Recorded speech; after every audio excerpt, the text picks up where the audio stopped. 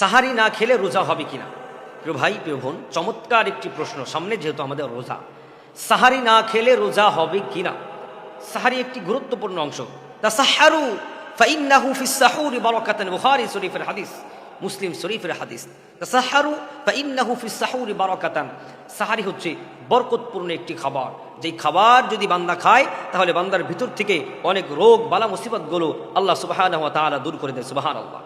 কোনো ব্যক্তি যদি রাত্রেবেলায় ঘুমের ঘরে বা ঘুমানোর আগে যদি কোনো ব্যক্তি নিয়ত করে আগামীকাল সাহারি করব, আগামীকাল আমি রোজা করব, কিন্তু ঘুমের কাতরের কারণে, অতিরিক্ত ঘুম হওয়ার কারণে আল্লাহর বান্দা জাগ্রত হতে পারেনি, সাহারির সময় শেষ হয়ে গিয়েছে, তখন সে জাগ্রত হয়েছে, সেই ব্যক্তি সাহারি করতে পারে নাই, ওই ব্যক্তির জন্য রোজা হয়ে যাবে।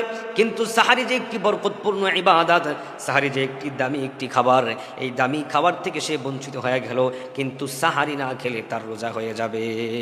তাই বলে প্রতিদিন সাহারি আমি ইচ্ছে করে খাবো না, এটা আল্লাহ রাসূল সাল্লাল্লাহু আলাইহি সাল্লাম নিষেধ করেছেন। ইচ্ছে করে সাহারি না খাওয়া থেকে আমরা বিরত থাকবো না ইনশাআল্লাহ।